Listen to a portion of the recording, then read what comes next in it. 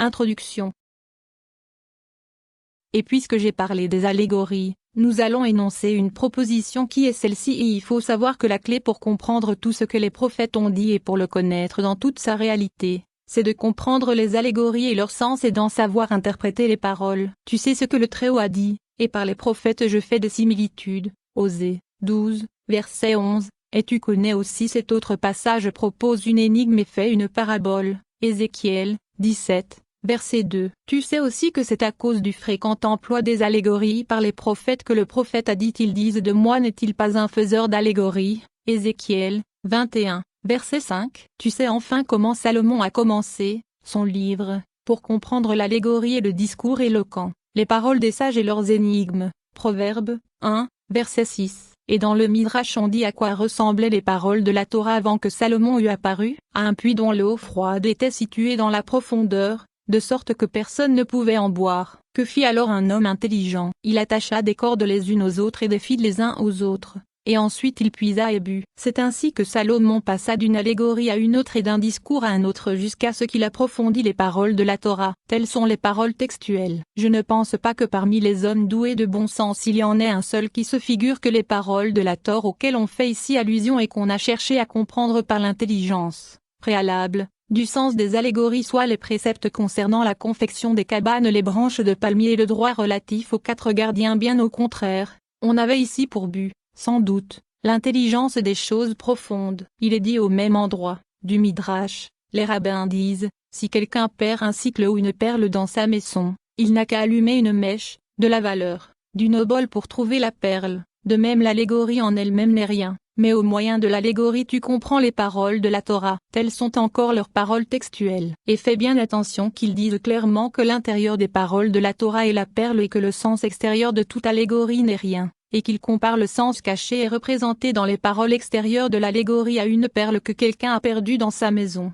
laquelle est sombre et remplie de meubles. Cette perle existe, mais il ne la voit pas et il ne sait pas où elle est. C'est donc comme si elle était sortie de sa possession puisqu'il n'a aucun moyen d'en tirer profit jusqu'à ce qu'il allume la lampe comme il a été dit, et c'est à celle-ci que ressemble l'intelligence du sens de l'allégorie. Le sage a dit, comme des pommes d'or dans des filets, masquilles hautes, d'argent. Telle est une parole dite selon ses différentes faces. Proverbe 21. 2. Écoute l'explication du sujet dont il parle. Masquilles hautes sont des ciselures réticulaires, je veux dire où il y a des ouvertures, formées, de mailles extrêmement fines, comme les ouvrages des orfèvres on les appelle ainsi.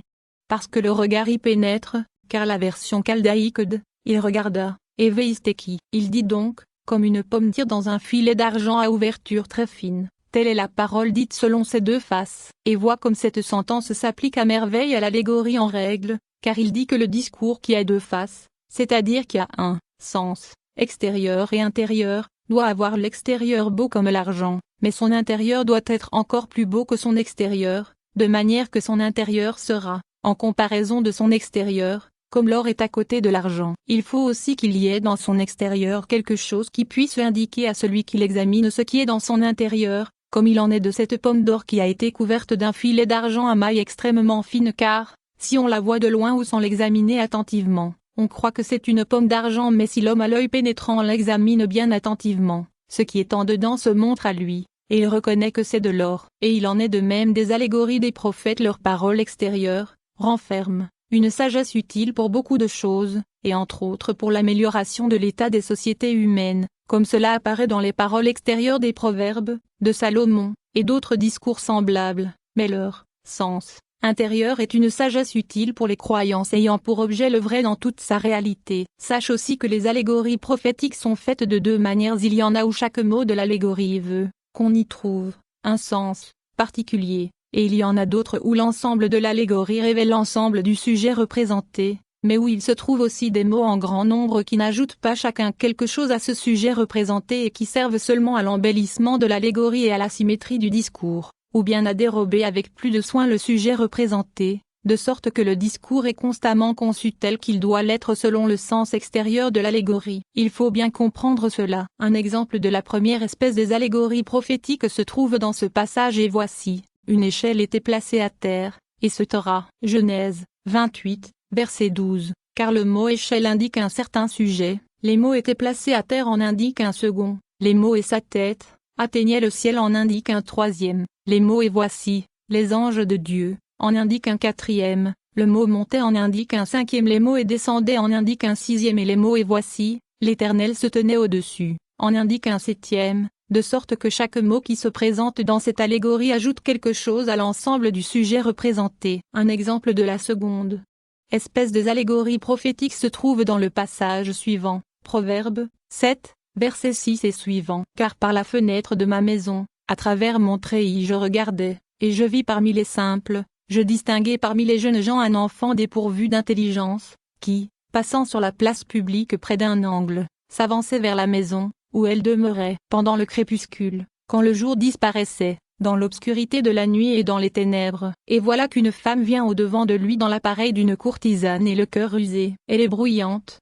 indomptée, et se taira, tantôt dans la loue, tantôt sur les places, et se taira. Elle le saisit, et se taira. Je devais des sacrifices de paix, et se taira. C'est pourquoi je suis sorti au-devant de toi, et se taira. J'ai couvert de tapis, et se taira. J'ai parfumé ma couche, et se taira. Viens, enivrons-nous d'amour, et se taira. Car l'époux n'est pas à la maison, et se taira. Il a pris la bourse contenant l'argent, et se taira. Elle le séduit par l'abondance de sa parole, elle l'entraîne par ses lèvres fallacieuses. Tout ce discours a pour but d'avertir qu'on ne doit pas suivre les plaisirs et les passions du corps. Il compare donc la matière qui est la cause de toutes ces passions corporelles à une courtisane qui en même temps est une femme mariée, et c'est sur cette allégorie qu'il a bâti tout son livre. Dans quelques chapitres de ce traité nous montrerons ce qu'il y avait de sage de sa part à comparer la matière à une femme mariée infidèle. Et nous ferons remarquer comme il a fini son livre par l'éloge de la femme qui n'est pas infidèle, mais qui ne s'occupe que du bon ordre de sa maison et de la position de son mari. On verra aussi que,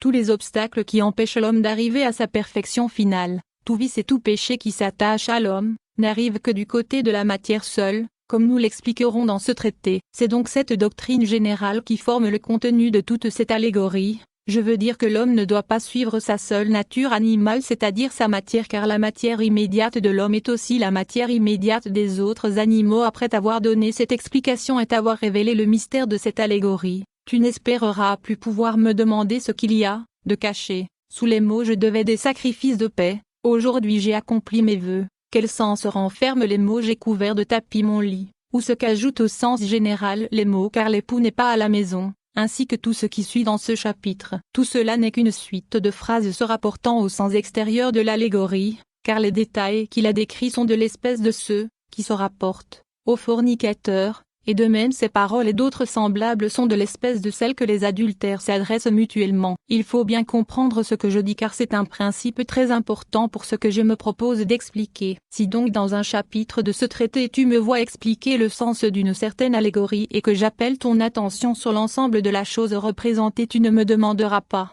l'explication de tous les sujets particuliers qui se rencontrent dans cette allégorie, et tu ne chercheras pas à en trouver l'analogue dans la chose représentée, car cela te conduirait à l'une de deux choses, ou bien à te faire perdre de vue le sujet qu'on avait pour but dans l'allégorie, ou bien à t'imposer la tâche d'interpréter, allégoriquement, des paroles qui ne sont pas sujettes à interprétation et qui n'ont pas été écrites pour être interprétées. Et en t'imposant cette tâche tu tomberais dans cette grande folie dont la plupart des écoles du monde sont atteintes de nos jours et qui se révèlent dans leurs écrits, car chacun de ces gens cherche à trouver un sens à des paroles par lesquelles l'auteur n'a visé à rien de ce qu'ils veulent y trouver eux-mêmes. Tu dois, au contraire, avoir toujours pour but dans la plupart des allégories de connaître l'ensemble de la chose qu'on a voulu faire connaître, et dans certaines choses il doit te suffire de comprendre par mes paroles que tel sujet est une allégorie, quand même je ne t'expliquerai rien de plus, car quand tu auras su que c'est une allégorie, tu comprendras aussitôt qu'il en est l'objet, et en te disant que c'est une allégorie,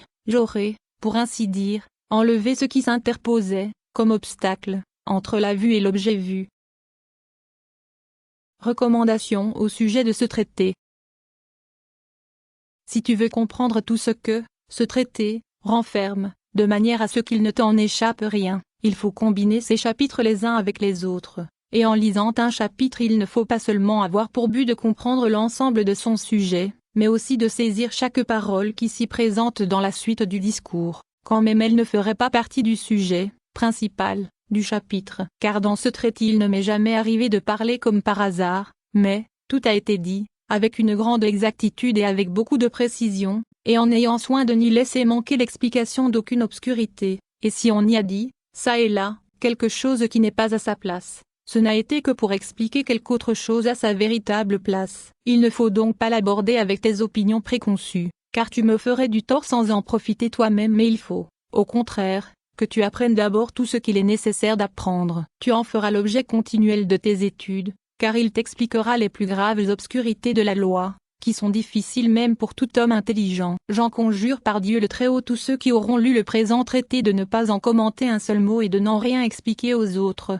si ce n'est ce qui est déjà clairement expliqué dans les paroles de ceux qui m'ont précédé d'entre les célèbres docteurs de notre loi. Mais, le lecteur, qui en aura compris quelque chose de ce que d'autres de nos hommes célèbres n'ont pas dit ne devra pas l'expliquer à d'autres, il ne devra pas non plus se presser de me réfuter car il se pourrait que ce qu'il aura compris dans mes paroles fût le contraire de ce que j'ai voulu dire, et alors il me ferait du tort en retour de ce que moi j'ai voulu lui être utile, et il paierait le bien par le mal. Il faut, au contraire, que celui à qui ce traité tombera entre les mains l'étudie avec soin, et s'il y trouve de quoi satisfaire son désir ne fût-ce que sur un seul point de tout ce qui est obscur, il doit remercier Dieu et se contenter de ce qu'il en a compris. S'il n'y trouve absolument rien qui lui soit utile, il doit le considérer comme s'il n'avait jamais été composé, mais s'il lui semble en résulter un dommage par rapport à ses opinions, il doit interpréter mes paroles, de manière à me juger favorablement fût-ce même par l'interprétation la plus recherchée, comme cela nous a été prescrit à l'égard de nos gens du vulgaire et à plus forte raison à l'égard de nos savants et des soutiens de notre loi,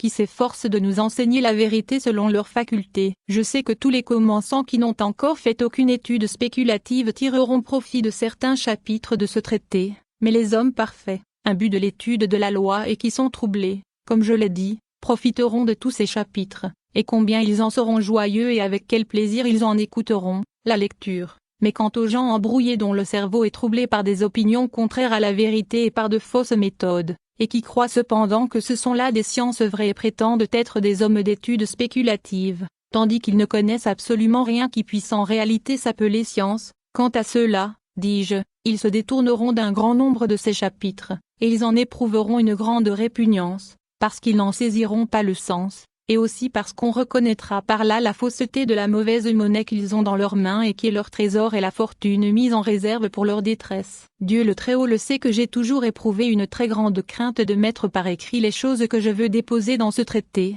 car ce sont des choses cachées et sur lesquelles on n'a jamais composé un livre parmi nos coreligionnaires dans ce temps de la captivité dont nous possédons encore les ouvrages. Et comment donc pourrais-je, moi, créer quelque chose de nouveau et le mettre par écrit? Cependant je me suis appuyé sur deux principes, d'abord sur ce que les rabbins ont dit au sujet de choses analogues lorsque c'est le moment d'agir pour Dieu, et ce Torah, ensuite, sur ce qu'ils ont dit encore que toutes les couvres se fassent au nom du ciel. C'est donc sur ces deux principes que je me suis appuyé pour ce que j'ai écrit dans certains chapitres de ce traité. Enfin je suis l'homme lequel, se voyant serré dans une arène étroite et ne trouvant pas le moyen d'enseigner une vérité bien démontrée, si ce n'est d'une manière qui convienne à un seul homme distingué et qui déplaise à 10 000 ignorants, préfère parler pour cette seule personne, sans faire attention au blâme de la grande multitude, et prétend tirer ce seul homme distingué de l'embarras dans lequel il est tombé et lui montrer la voie, pour sortir de son égarement afin de devenir parfait et d'obtenir le repos. Observation préliminaire. Les causes de la contradiction ou de l'opposition qu'on trouve dans un livre ou dans un écrit quelconque sont au nombre de 7. Première cause, quand l'auteur a rassemblé les paroles de gens d'opinions différentes en omettant de citer les autorités et d'attribuer chaque parole à son auteur. On trouve alors dans son ouvrage des contradictions ou des assertions opposées, parce que l'une des deux propositions est l'opinion d'un individu, et l'autre l'opinion d'un autre individu. Deuxième cause, quand l'auteur du livre a professé d'abord une certaine opinion dont il est revenu ensuite, et qu'on a recueilli à la fois ce qu'il avait dit d'abord et ce qu'il a dit ensuite. Troisième cause, lorsque les paroles de l'auteur ne sont pas toutes prises dans leur sens extérieur, littéral, mais que les unes conservent leur sens littéral et que les autres sont une image et ont un sens figuré, ou bien que les deux propositions, contradictoires selon leur sens littéral, sont des allégories, et que, prises dans leur sens littéral, elles paraissent contradictoires ou opposées entre elles. Quatrième cause, lorsqu'il existe une certaine condition qui, par un motif quelconque, n'est pas expressément indiquée à l'endroit même, ou bien lorsque les deux sujets sont différents et qu'aucun des deux n'est clairement désigné à l'endroit même, de sorte qu'ils